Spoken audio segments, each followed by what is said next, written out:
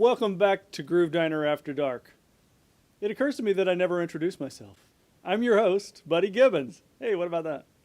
Why am I wearing a winter coat when I live in Southern California and it's been 75 degrees? Because there's a mighty chill in the air called the Grammys. They were last night. We kind of love to hate the Grammys, don't we? It's a really interesting thing to me to see all the posts on social media. Oh my gosh, the Grammys were the greatest thing ever. The Grammys were the worst thing ever. Beyonce should have won everything. Beyonce shouldn't have won anything. We won't even talk about that. But it's interesting to me how music imprints on us. Music imprints on us at a particular age, 12 to 15. That's the greatest music that there ever was. And some people were really upset about Bonnie Raitt winning. And more people were upset that people didn't know who Bonnie Raitt was. But it occurred to me that something like Bonnie Raitt, who is an amazing artist, someone for whom I have great respect, might not be appealing to a younger generation in kind of the same way that a kid of the 80s, for instance, might not know who Fabian was from the 50s. So we've got to be willing to give and take and realize that music changes just like we do, just like life does. And the music of today, oh my gosh, there's so much talent, so much great stuff out there. I don't like it all, but it doesn't take long to find so much good music. And the Grammys, they have a lot of stuff that I do like. Some stuff I don't. And that's the way it's always been. It's the way it's always going to be. So why don't we try to make the most out of it and learn from generation to generation? Figure out what it is that kids like, that older people like, and let's try to find the value in all of it. I just totally dig that as a life idea. Let's try to do that together. Tonight, our guest is Richard Grossman, the bass player for Rick Springfield. Come on! We're getting closer and closer to having Rick on the show. Rick, if you're watching, we want you on the show. Come be on the show. We'll be back right after this. The all-new GrooveDinerAfterDark.com is your home for all the things that groove. Watch live episodes, visit the archives, check out the YouTube channel, learn more about your host. Own some merchandise. We've got it all under one roof. Updates will continue to roll out throughout the season, including video drum lessons, industry coaching, production tips, and much more. Tune in for the show, then visit the website each and every week so that you can answer that most important question. Do you groove?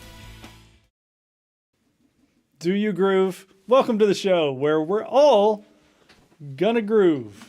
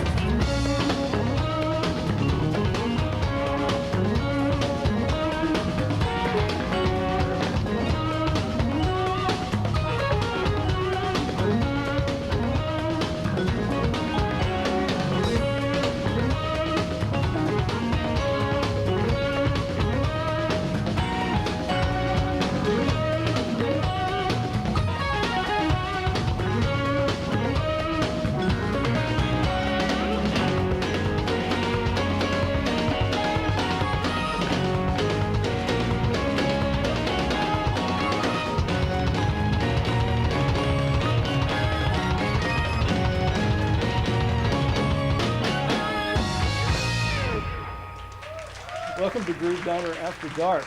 Tonight's guest, Richard Grossman. Richard and I just met tonight, actually, but we've known each other via social media. What a great thing social media has become, right? It's amazing. It's terrible and wonderful all at the same time. Overall, I think it's great. Yeah, I do too, because I get a chance to sit here and talk with people like you, Yeah.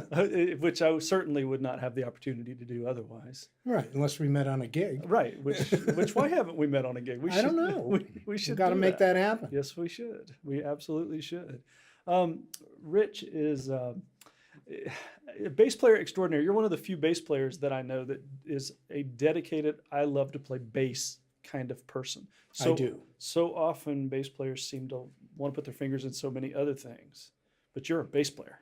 I'm a bass player. I write, I sing, but I leave, like when I work with groups, I lead the lead singing up to the guys that are like really good, that have like a great radio voice and a presence. Sure. I sing harmony. Sure. And I'm really comfortable with my role. Sure. I get that more than you know. I'm a harmony singer. Mm-hmm. You don't want me singing lead ever. Mm-hmm. But I don't have that voice, but I can blend with anybody. Well, there's a certain quality and a Yes. certain sound That's right. that is radio friendly. That's right. And I just don't naturally have that. Nor do I. I never developed it. Nor did I. Yeah. That's funny. I love other harmony singers because we're kind of a brotherhood or a sisterhood, Yeah. And then I know, and I've worked with some of the finest background singers in the business. Marcy Levy, who goes by Marcella Detroit now, from Shakespeare's sister, but she wrote Lay Down Sally and a bunch of other Clapton songs and sang all over Clapton's stuff. She's a very good friend of the mother of my kids. Right. And, we've been friends for probably about 40 years.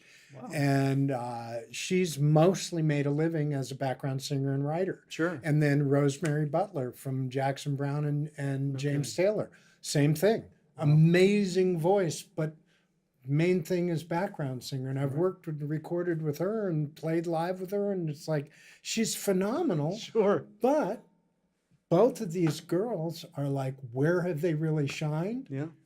As background singers. Background singers. That's an unbelievable story. So there's nothing wrong with it. Right. I assume you've seen 20 Feet from Stardom.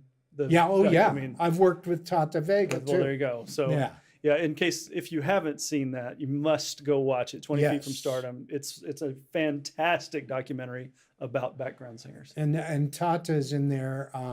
She's an amazing singer. Lives here in the San Fernando Valley. Judith Hill is in that. What's that? Judith Hill is in it.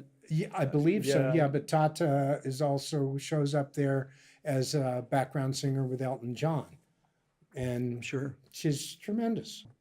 Well, before we started rolling cameras, we were talking a bit about your life growing up in the theater. Yeah, and in your bio says you were touring since birth.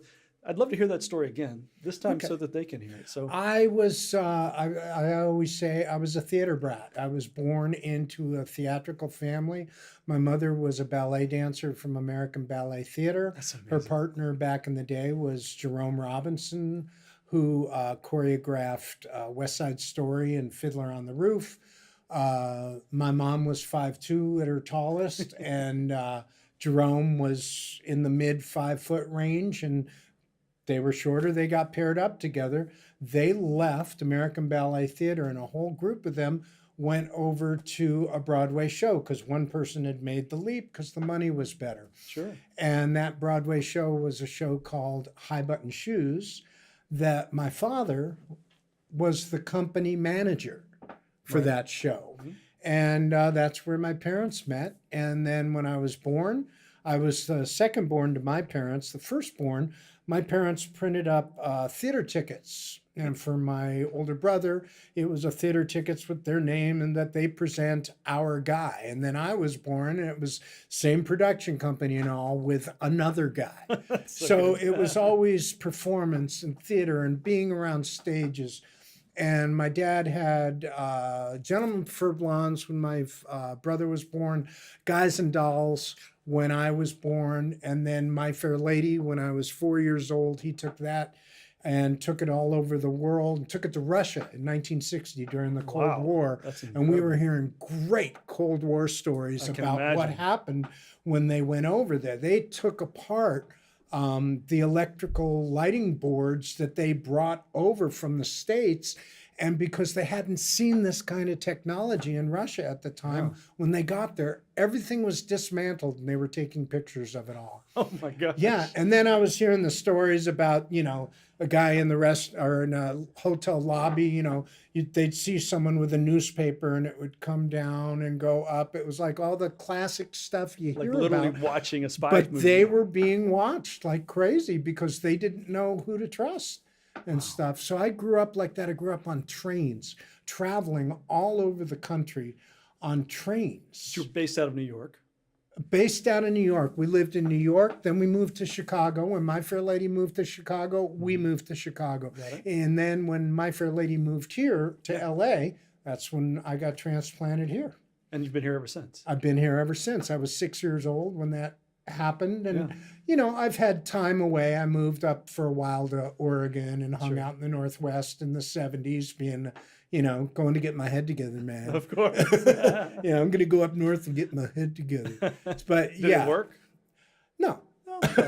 Actually, when I was up there, I ended up playing with a band up there where I was the hot kid from LA. I was Yeah. like 21 years old, Nice. and these guys were all in their late 20s and even early 30s. Sure. But I was playing with them because anybody else I played with was like just didn't live up to it. Right.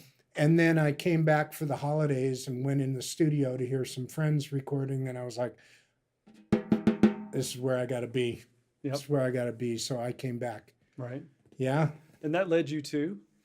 That led me to actually ended up putting another band together with some other guys because I was working with these old friends of mine and doing stuff and then in and out, but it wasn't consistent. Sure. I was doing odd jobs like most people do, like we all do.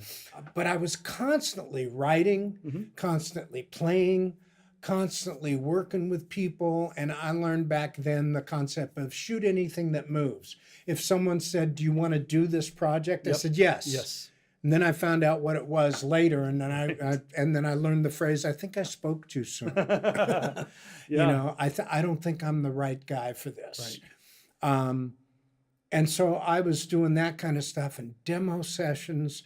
And I mean, it used to be back in the 70s, up and down Ventura Boulevard, pretty much between Sherman Oaks and Universal City. Yeah. You could make a living doing demos. Is that right? And that's what I did most of the time. Wow. I did that and I played all sorts of dates everywhere, projects everywhere. Yeah. I remember in the 70s, first time I played with a project at the Troubadour, I felt like I arrived. Oh, I would think so. And it was like that was really a lot of fun. And I just kept going and kept doing stuff. And then funny thing, these same guys that I went in the studio that heard that I said, I got to move back here. And we were doing stuff on and off. Next thing you know, we try to put something else together. And these are guys I knew from junior high school. Oh, no kidding. And then next thing you know, we get signed to Electra Asylum. Oh, no kidding. And we were managed by Freddie DeMann. Okay. I don't know. Freddie DeMann had a firm called Wisner and DeMann. They when we first got them, they had a little group called the Jackson Five, Okay. and then they had Dr. John and Gladys Knight and the Pips, and a few other So people. kind of just Yeah, a few scrubs, others. Right, scrubs on their roster. And then Yeah. all of a sudden, Michael Jackson's first album comes out. And he had Michael, and that took off. And we're like, oh, cool. Freddie's in the good spot. Boom, we get signed with Electric Asylum. Right. And a bunch of great songs. Two of the guys that were, of the three lead singers on that, two of the guys were from Beatlemania. No kidding. One of the guys did the movie Yeah. as Beatlemania as John Lennon. No kidding. The other guy was in the National Touring Company as well and did the Paul McCartney. That's fantastic. Was an actual left-handed bass playing Paul McCartney. He's gone on. He's worked with Jan Hammer and Styx, and he does his own thing. His name is Glenn Burtnick, phenomenal singer. That's the Sure, McCartney guy. sure. The other guy was David Leon, who did the John Lennon thing. And so I went to school with him and another guy, Paul Trugman, Okay. who is a great songwriter. He lives up in the Santa Cruz area. He does a solo thing and plays guitar and with some tracks and does his own thing and just is enjoying life up there, Nice. you know. So we kept doing stuff, so we finished our album. When we got taken in, when we went into the studio, our drummer choked. We were taken into Alan Zent's recording off of La Brea and Santa Monica. Mm-hmm. We were taken in there and we were going in the nighttime because Freddie swung us a good deal. Of course. Because the Jacksons were in there during the day. There you go. They were recording their Destiny album. Mm-hmm. So we'd pass them in the hall, coming in and out. And so we did the album, and through all the recording, our drummer was dropping his sticks. You'd hear this killer track grooving away, and all of a sudden you'd hear and all this noise, and then he'd pick it up and keep it going, which you can get away with live, but not on a recording. And this was before Pro Tools. Yeah, you can even kind of do it now if you had to. Yeah, it was before Pro Tools, so it wasn't as easy to copy and paste a section and replace it. So we decide, the producer says, we're going to recut the stuff. We're going back to Gary Brandt's studio in the Valley where we cut your demos that got you the deal. The sound was great. Mm-hmm. And he said, we're either bringing in Gary Ferguson, who was playing with Eddie Money, or Chet McCracken, who was playing with the Doobie Brothers. Yep. We brought in Chet. Mm-hmm. Chet and I became fast friends. Mm-hmm. I played with Chet on and off forever after that. Yeah, in fact, I have in my little my list of notes here about you playing with him because some of the video clips you sent over. First of all, what a great drummer! Oh, and the compositions were fantastic, and the way that you leaned into what he's playing as the bass player. Yeah, I just loved it. Oh, we had a real symbiotic thing going on. Clearly. It was wonderful. Yeah, and dear Chet, I miss him dearly. He just passed away earlier this year. I knew that. And what a sweetheart of a man. Yeah. What a wonderful guy. What an amazing drummer. Mm-hmm. So we record the album with Chet, and we did it in like 3 days. Of course. And he and I, this was in a home studio. It was a 24-track studio, and he and I were in the kitchen where the drums were set up, and I had a little Ampeg B15. We're in there with headphones, and we're going over it and helping to cue him with dynamics and stuff. We had a great time cutting it. And then afterwards, the band goes, uh-oh. I go, what? They go, it sounds so good. Now we got to get a drummer that can do that. So Chet gives me a whole list of guys. Of course. And I mean, Pat Mastelotto, Jack Bruno, Jack White are the names that come to mind real quick. Sure. Well, Jack White remembered me. Nice. And he called me up a few months after we had auditioned the drummers. Mm-hmm. He goes, "Hey, Rich, you still working with Helmet Boy?" That was the name of the band, which we had a good laugh about. Yeah, it's pretty funny. Typewriters signing that up, with the secretaries. And they said, "Used to work with." I said, "Coincidentally, the band just broke up 2 weeks ago. Why?" He goes, "You ever hear this guy Rick Springfield?" And I went, "I don't know. Sounds kind of familiar." He goes, "Yeah, he had this song that was out, about 5 years ago. It was a hit, and I was touring with him then." He says, "Yeah, want to come out and check it out?" I go, "Sure, where are you rehearsing?" Mm-hmm. He goes, "You know where Sound City is?"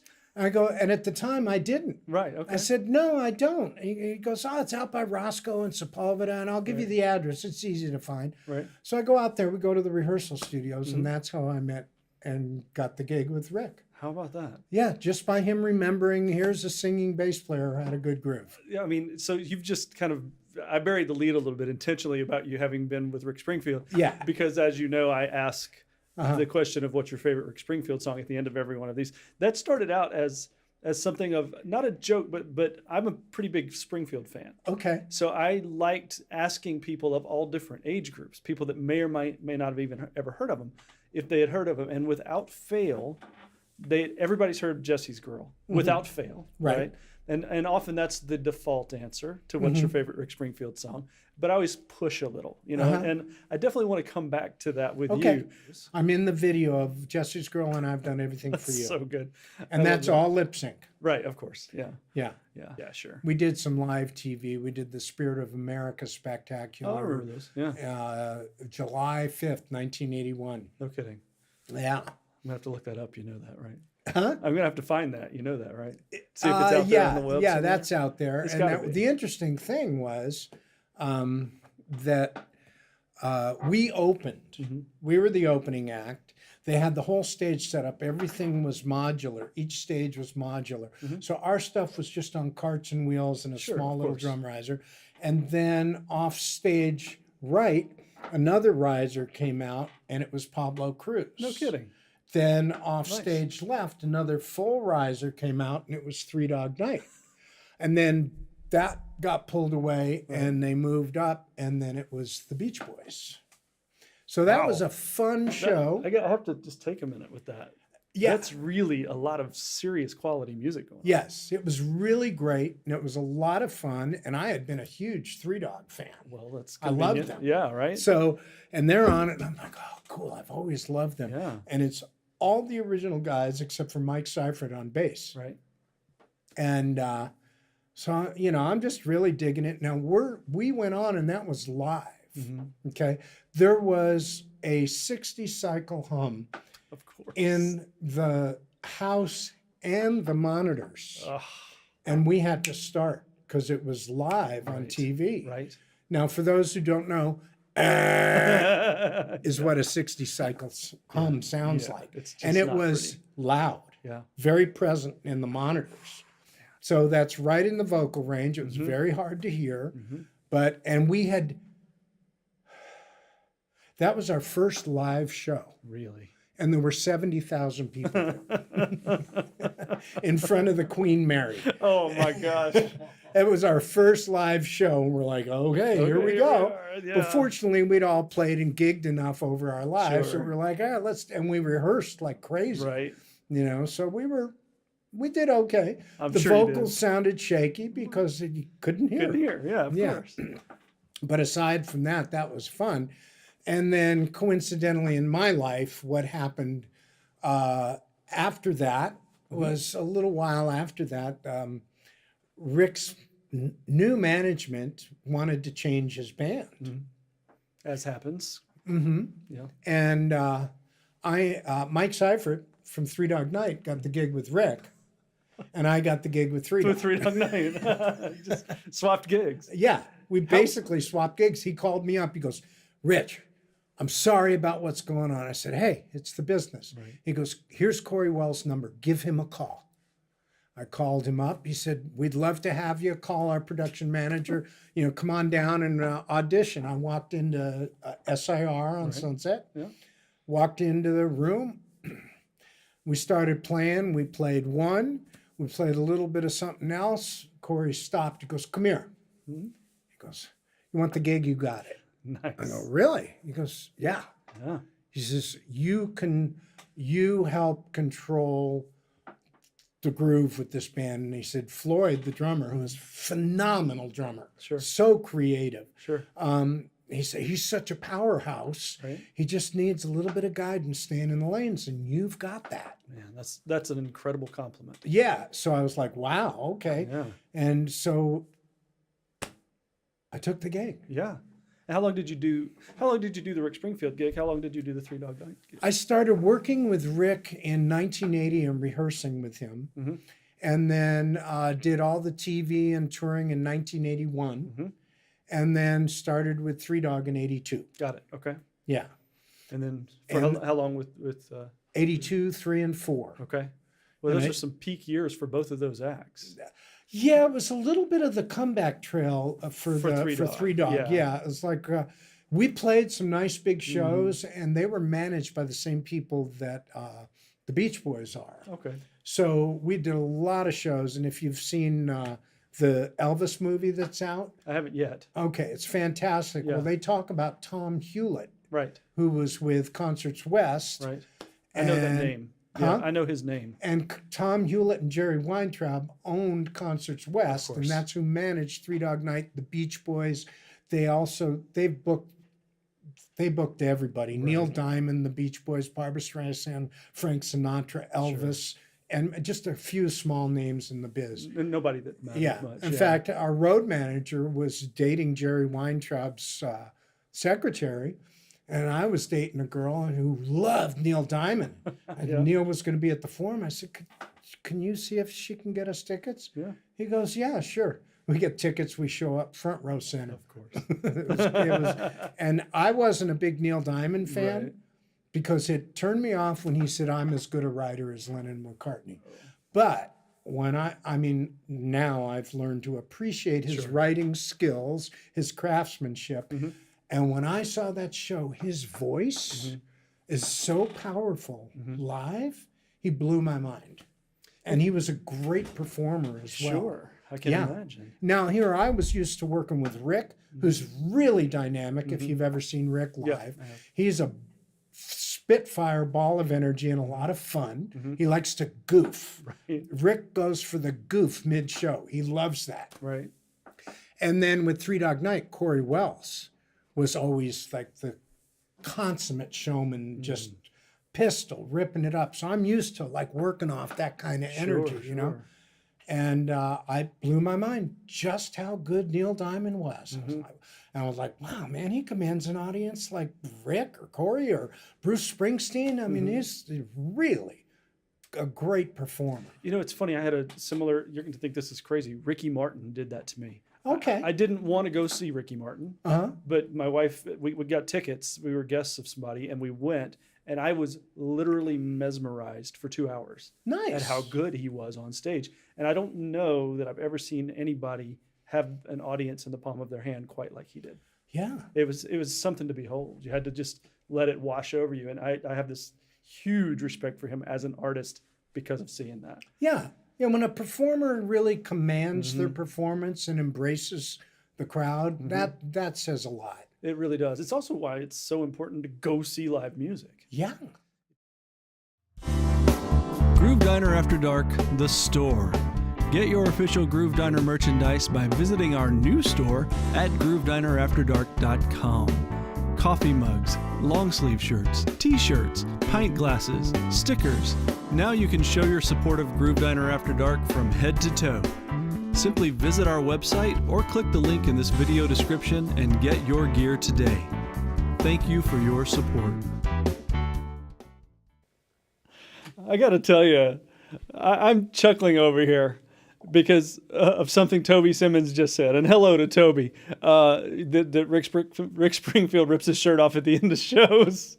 And nice abs. Excellent. If I'm 70 years old and I can do that, I would do that too. That's all I'm saying, Toby. I don't blame you for digging on that. That's cool. Welcome everybody that's here. Charles Anderson from South Africa. I see you here. I see Reggie Doss from Texas. Thank you so much for being here with us tonight. I think I saw Barry Halevi from North Carolina. Well, wherever you are around the world, be sure you tune in and give us a comment and let us know you're here and watching. I always enjoy seeing new people. Who have I seen over here recently? The Sean Murphy Journal. Thank you for joining us, the Sean Murphy Journal. That's quite a name. I'd love to know more about the Sean Murphy Journal, to be honest with you. Now I'm quite curious as to what the Sean Murphy Journal is. I saw some new people over on Twitch as well. Diggs, by the way, 7. By the way, glad you're here, my friend. Nice to see you here. Everybody that's here tonight, we really appreciate you and your time. Justin Scheidling here from New York City. There he is, right there. And Jordan Grossman, Rich's son. Nice to see you here. Rich is here as well. So if you've got a question specifically for Rich, be sure to hit him up because he's here to answer your questions. It's been a real pleasure for me to have Rich in the studio. And as you could hear, we really got along great so quickly. And his stories are so much fun for me. I have a Rick Springfield story I want to tell. Back when I was in high school, Rick Springfield had come to the Jackson, Mississippi Auditorium. And I'm wondering, Richard, if you were playing that show. But my mom wouldn't let me go because it was a Sunday night and I had to go to church. And I think, to this day, I could have gone to church the next week. But I only got one shot at seeing Rick Springfield in the 80s. Come on. But oh well, that's the way it works out sometimes, I guess. I don't know. I'm hearing more over here. What do we have over here? Richard saying hi to his son. That's a good thing. Always, always, always. Patrick Simmons. Are you related to Patrick Simmons of the Doobie Brothers? Are you talking to me? Probably not. You're asking Toby if she is. Toby, are you related? That's a good question. Interesting. Ron DiBuccio. What's up, Ron DeBooch? How you doing, man? Welcome in from the Valley right here in Southern California. It's really fun for me to know this little community of people that get together and chat on Monday nights. It's always so much fun. We have a new YouTube channel, Groove Diner After Dark. Be sure you follow us, sign up, and give us a like and a subscription there. That really helps us out a lot. I know you know that already. We really do appreciate it so much, though. It helps us keep doing this sort of stuff. I want to say a quick thank you to Richard for his time and for the stories that are yet to come. There's going to be some more fun in just a few minutes. Jordan, it says, Jordan is an amazing drummer. Of course he is. His dad's a bass player. You know Mick Mahan, I think. Mick Mahan is the bass player for Pat Benatar, and his son Mike, great drummer. I played with Mick for years and years. I don't play with Mick anymore because his son plays with him now. He doesn't need me. He's got his kid. Is that just a thing? Bass players breed drummers? Maybe that's it. I don't know. Toby says, no, she's not related to Patrick's, but good friends with MB Gordy, the drummer for the Doobies. Yeah, that makes perfect sense. Toby knows everybody. I don't think there's anybody. Richard, what's up, my brother, says Ron DiBuccio. Guys, I guess you guys know everybody. I guess you guys know each other. That's very, very nice. I dig that. We're going to go back into a little bit more of the interview now. And we've got another 20 minutes of this. You're definitely going to want to stick around for this. This is so much fun where we take the interview from here. There's a reason we broke it right at this moment. And there's going to be some fun little moments for you. I wanted to let everybody know that I had my in-laws here last week. How was that? Thanks for asking, Eli. Eli's over there.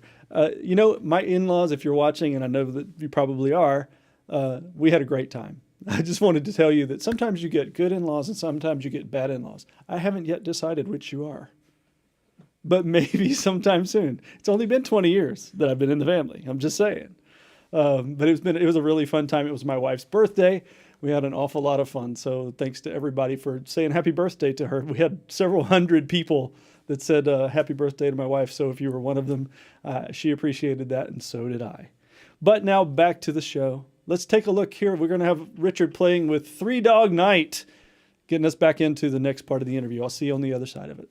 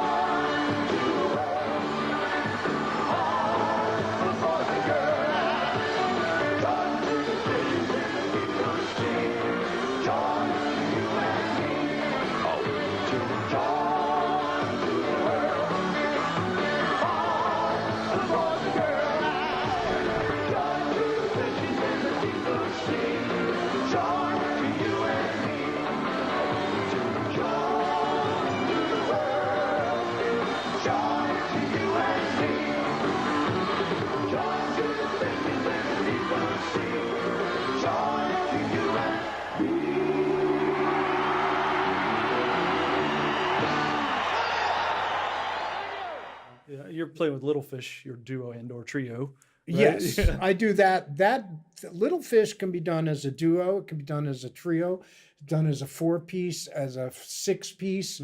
We've done it with all sorts of stuff. We have just great players. Nice. Now Little Fish is with a gentleman named Jeffrey Picetto. Okay. Jeff was signed to Quincy Jones. He won a songwriting contest out of. With Quincy Jones? Yes, he won a That's- songwriting contest when he lived in Baltimore. That's really intense. That's incredibly talented. Yeah. That's high praise. All right. Yeah. That obviously made me stumble. That's such a big Right. deal. So Jeff, first time I ever went to rehearse with this band, and some guy told me about, yeah, he's a really talented, gifted, prolific writer. And I'm like, okay, great. I've heard that before. Sure. I go into this living room rehearsal. He's just got an acoustic guitar and he's singing. And I'm like, who is this guy? And then I leave and I call my girlfriend. She goes, how'd it go? Yeah. I said, now this is after she knows I've mentioned so far, Rick Springfield, Three Dog Night, who are 3 incredible singers. Of course. Marcy Levy, Rosemary Butler, Right. Mark Campbell with Jack Mack and the Heart Attack. And my comment to her was, I think I just heard the best singer I've ever heard in my life. Wow. Wow. Yeah, he is that good. Wow. And it blows my mind because when he sings, to hear this guy sing live, it blows my mind because when you hear him live with a live band and a PA, he sounds like a recording, the way his voice is. He's got that kind of command and that kind of control. Yeah. And that voice, he has that voice we were talking about Sure. as far as that radio sound. Yep. If anybody who has kids that were raised in the 80s and 90s, if you ever heard the theme song to the show DuckTales, No, of course. Yeah. that's Jeff singing that. No kidding. But that's his real tenor voice. He's got a gutsy, like R&B soul, Ray Charles, James Brown thing that will knock your socks off. Really? Yeah. Wow. And he's got as a guitar player, his rhythms on guitar. There's 3 other guitar players I've worked with in my life that are like this, or maybe it's 2. One is Chris Pinnock, Right. who worked with Chet McCracken's band, and he replaced Terry Kath in Chicago. Andrew Kastner, he's the original guitar player from Jack Mack and the Heart Attack, and still with the band, and I work with them now. Right. And his rhythms are just, again, that sick pocket. So these 4 guys, as far as, rhythm playing on guitar, Yeah. because being a drummer, you know what it's like when you got a guy who's just going, ramming 1/8 notes but with no feel and no tone. And you're like, Get out of the way. please. And all of a sudden when we're playing, either with the duo or the trio, and it's time for a solo, sometimes Jeff will just sit there and pocket on the rhythm. And it just feels so good. And when we play with a duo, it's a drum machine, myself on bass and him on guitar. Sure. And he's just playing, but it feels so nice. You're like, it's great. So that's a fun band. We have all these different configurations. We do a lot of different stuff. Jeff and I write together, and we have some original material that's really, I think it's really good. I'm definitely going to come see it. Yeah. And that's a lot of fun. That's a lot of fun. And Jack Mack and the Heart Attack. Sure. If you've ever seen the band. I was in the park in Atlanta. When they were playing, when the bomb went off. Oh, I wow. was there. Okay.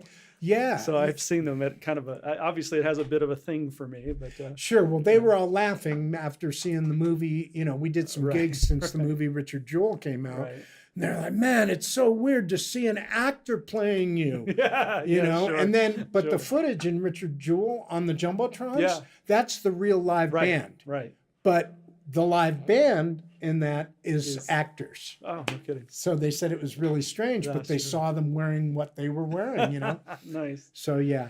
As a bass player, drummers and bass players, we have this telekinetic thing, and it works or it doesn't. How do you handle it when you don't necessarily groove well with a drummer? Because that certainly happens. Yeah. I find most people I end up playing with today Yeah. are usually going to be people I can groove with. It's Absolutely. just because I've fortunately have elevated to a place course. where I usually end up playing with just good quality people. Of course. Whenever something isn't really happening on that, I personally try to loosen them up Yeah, that's a great idea. and try to get some sort of rapport, ask them about what they do, where they live, where they go, what they did, what's this, what's that, how long you've been playing, you know, is this your favorite kit? Do you have another kit? Whatever, just talk to them. And just like anything, you know, I know in sales, if you want to sell yourself, talk about them. Right. So in the same way, it's like talk about them. So, you know, oh, is this your main kit? Right. You know, you know, what's your favorite music? What were you weaned on? You know, where'd you cut your teeth? I love that because the few bass players that I've run across that I don't necessarily feel good with are the ones that won't engage with me. And so I find myself struggling if I can't get them to tell me who they are and what they do and where they went to high school. I'm like you. I want to have that conversation so that we can have this conversation. Right. And if we can't have that, just the vocal conversation, then it's challenging, at least for me, Yeah. to have the musical one. Yeah. Well, it's the same thing. When people don't want to have the conversation, then sometimes they just go, okay, Yeah. it's not going to work. Yeah. Right. You know, Absolutely. there's, but I don't know. I think as I mature, I learn ways to speak in constructive criticism. Sure. And even ask directly, hey man, what do you think you and I could do to make this thing Love really that. groove? That's fantastic. You know, what do I need to do for you? What would you like to hear out of me? Sure. You know, because that all of a sudden it takes the onus off of them. Like, hey, you're not grooving, so what? You know, why don't you follow what I'm doing? I'm the bass player. Follow my groove. Right. You know? Right. It's like, no, you know, it's just like, what would you like to hear from me? You know, and then, oh no, man, you're fine. You're fine. And a lot of times that could be what cracks the egg. And then they go, man, you know, my arm's really hurting me and I'm just I'm not on it today. I'm sorry. And all of a sudden you go, no worries, man. We're all human. Yeah. Right. It's okay. And then you show up at the gig and they're killing it, Right. you know? Sure. So Sure. Any single piece of advice for drummers and bass players to work together? Is that it? To have the conversation? create rapport, have conversation, listen to each other like crazy. I think one of the most important things that as a rhythm section player that I learned was in the subdivision of a bar, learning to, one of the things I like to do is nail the one, and I can nail the three, but not as definitive as the one. Yeah. And then I can lay back on 2 and 4 to give it that much more space. Sure. And, you know, for a drummer and bass player working together, you know, it's just really listening. Obviously, listening to the kick Yeah. is vital. Yeah. When I'm either in sessions or live, I want to hear the hat really loud. Yeah. I get Because that's my main subdivision. If there's 16th notes, I like to record and I like to hear the 8th or the 16th note because that just helps me subdivide the beat that much better. And I want to hear the kick. Right. Because the kick, I'm gonna lock with the kick and flow everything else with the snare and the hat mostly. Right. You know, one of the things that I love to hear out of a drummer is living kick snare hat and only go into a ride if it's really that necessary. Interesting. If it's really that necessary. And if it's not that necessary, why go? Interesting. Because I find the groove, Yeah. when I listen to records, 99.99% of records are kick snare hat. Yeah, that's for sure. Yeah. There's an awful So lot of it's kick like, and in the same way, I honor the whole note. Right. Because a lot of times just hitting a whole note and letting it speak, or hitting a dotted half note and leaving that quarter note open, Yeah. Right. just Right. makes the groove breathe. Omar Hakim said that the funk, so many guys that play funk try to busy things up. And he said the funk doesn't live there. The funk lives in leaving out, especially the one on the bass drum. you pull the bass drum on one out, people fall over. That's what Right. makes people dance, is when that's gone. Right. You know, you pull that out strategically and suddenly you're a funky drummer. Right. I've lived by that. Right. It's a Right. I mean, fascinating all thing. those kind of things happen that, you know, and it's in the simplicity. Mm-hmm. And I love what I've heard Bernard Purdie say is stay out of the way. Right. Just stay out of the way. Right. You know, I love his things. He said most of his fills start on the end of 3. They do. He's got a beat and a half. Ticka-dong. Right. And he's done. Right. Right. You know, and it's like, it's beautiful. It is. And for me, some of the most quintessential grooves to listen to, if you're a drummer and or bass player, and especially a bass player, is listening to the tracks with Chuck Rainey oh gosh, yeah. and anybody that Steely Dan uses. Of But course. things like Home at Last, I that was thinking- stuff is It's sick. funny. I was thinking that song when you were saying that. That is just sick. Yeah. The groove on that is so fat. It is. You know, and then you listen to Josie, Mm-hmm. you know, with just Jim Keltner and Chuck Rainey, and that is equally sick. It is. And it's like, you know, it's just nonstop. Mm-hmm. Now, it's funny, thinking of great drummers and Steely Dan. Yeah. I went to high school with Jeff Porcaro. Did you? Yeah. He was a year behind me. Mm-hmm. And I'll never forget, this is always a great story. I remember having first period PE, Sure. and that's when marching band would be together. Yeah.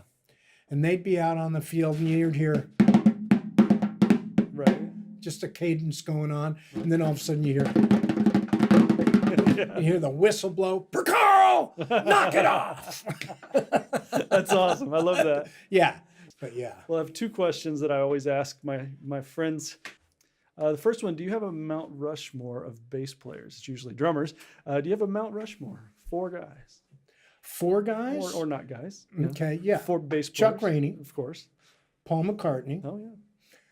Jack Bruce, No, of course. Yeah. and Jaco Pastorius. I was wondering if Jocko would be on the list. Yeah. It's kind of hard to leave him off. Yeah. Now there's a whole bunch of other course, guys. of You know, course. Victor Wooten. I was like, whoa. Yeah, yeah. You know, Marcus Miller, crazy good. Mm-hmm. But when you say 4 guys, Mount Rushmore, James Jamerson. Right. You know, any one of the 4 could be replaced by any of these other course, guys. yes.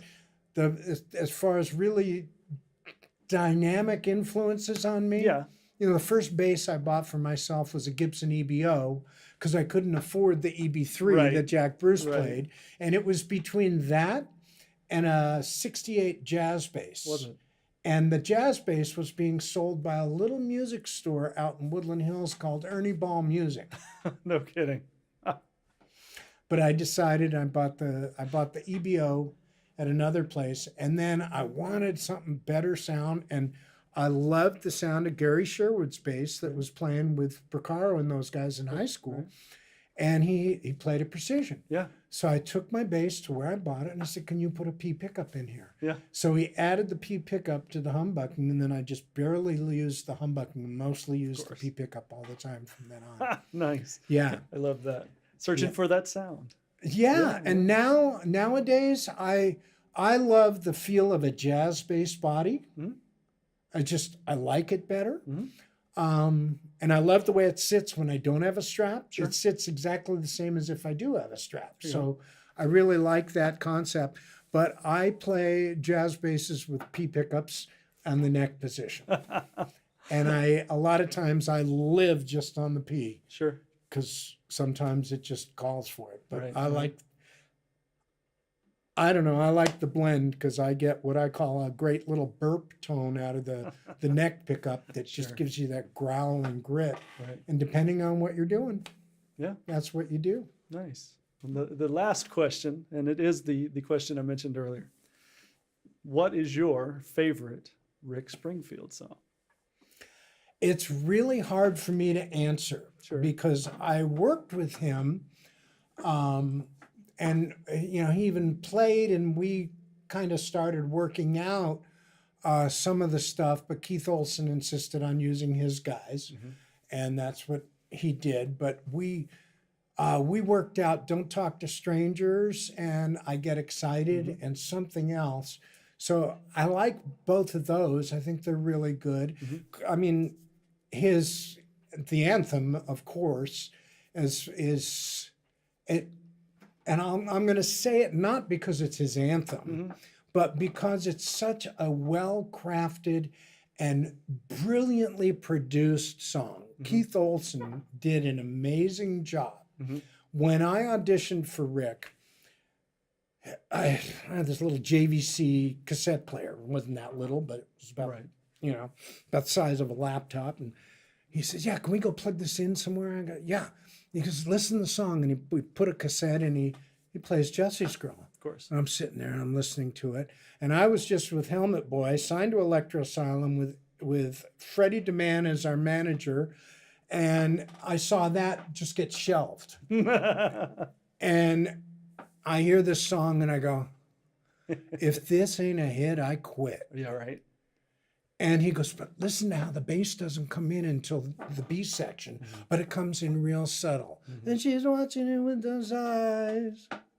And it just lays out. And then it just, when that chorus kicks in, it reminded me the first time when I heard it, when the chorus kicked in, it kicks in and gives the song the same lift that Honky Tonk Woman gets when the chorus kicks in and the bass finally comes in. That's a great point. I hadn't thought of that, but you're exactly right. And I was like, oh man, this is so well done. And then it breaks down again for the next verse. And then it goes someplace else for the bridge. So songwriting wise, it's crafted really well, but I must pay homage to Keith Olsen's production on that. So I think if I have to pick one, it's going to be Jesse's Girl, but for that reason, the craftsmanship is so ultra fine, and it's amazing. I get excited. Don't talk to strangers. The human touch. There's a song that he does live, and he still does it. I went and saw him a few weeks ago.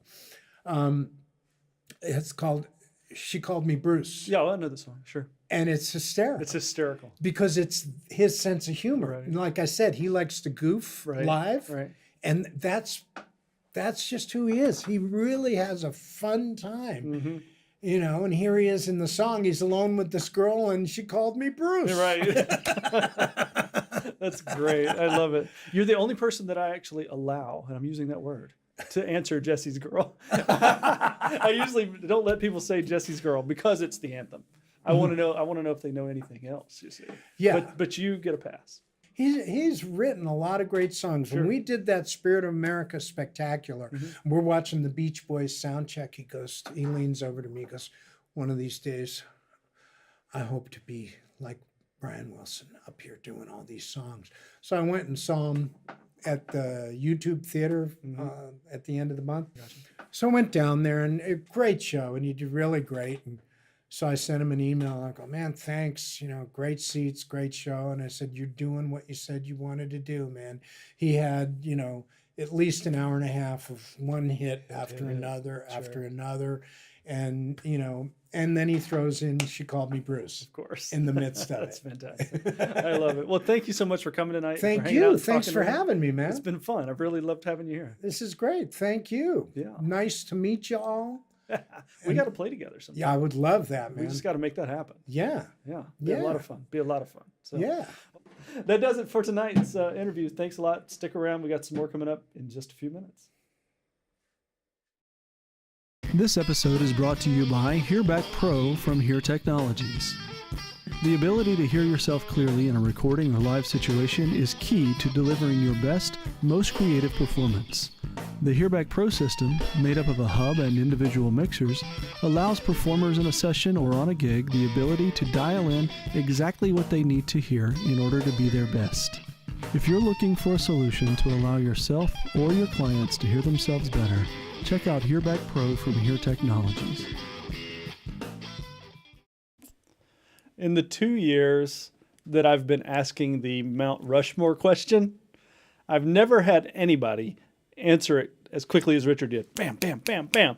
He knew immediately who his Mount Rushmore of bassists were. And I think it's because he truly is a student of the bass, and he knew those influences and what those people really meant to him. Yes, there's always 1,000 musicians that we can all talk about, but Richard was like, bam, bam, bam, bam. And I thought that was really impressive because I can't do that either. And I've been asked repeatedly. When I ask people that question, they then turn it back on me.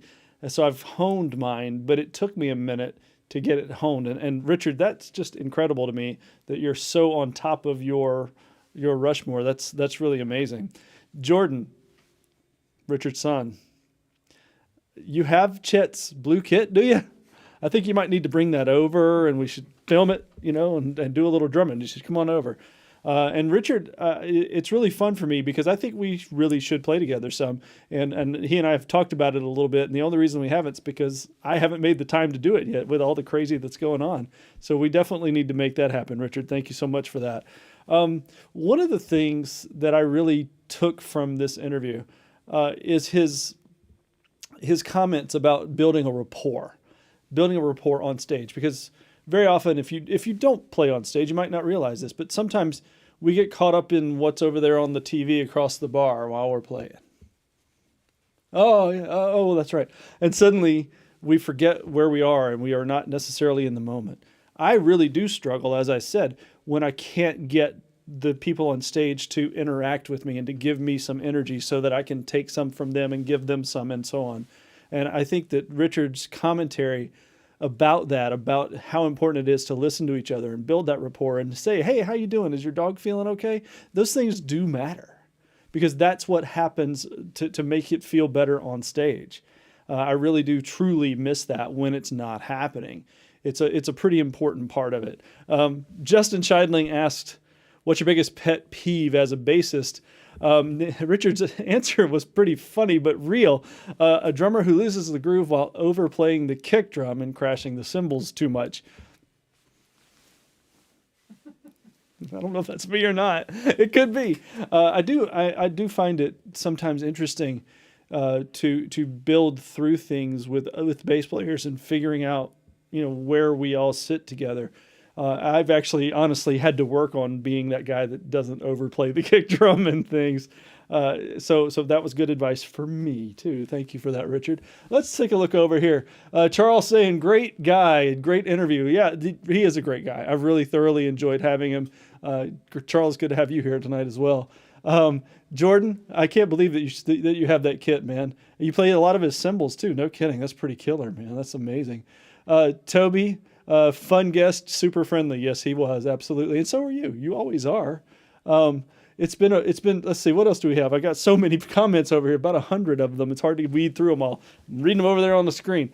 The takeaway really, though, is that listening, being part of the musical conversation, that's really what it's all about. On stage, in the studio, in life. If you're always talking, then you're really not part of a conversation. You're just part of a noise. So if you take the time to listen to each other in life, on stage, in the studio, you're going to create a much more beautiful product. And with that, I'm going to say that we've got Stephen Kramer Glickman coming up next week. If you know Stephen, he's from the TV show Big Time Rush and the movie Storks. You will not want to miss it. It was a really fun time with Glickman. Be here next week, 9 p.m. Pacific. So it occurs to me that makes it midnight Eastern time. So it's actually a Tuesday show. Huh, how about that? No, it's a Monday night show, 9 p.m. Pacific time. That's how we're going to look at it. And until then, I hope that you have a great week, and we will see you in the next week with Stephen Kramer Glickman. See you next week. Roll those.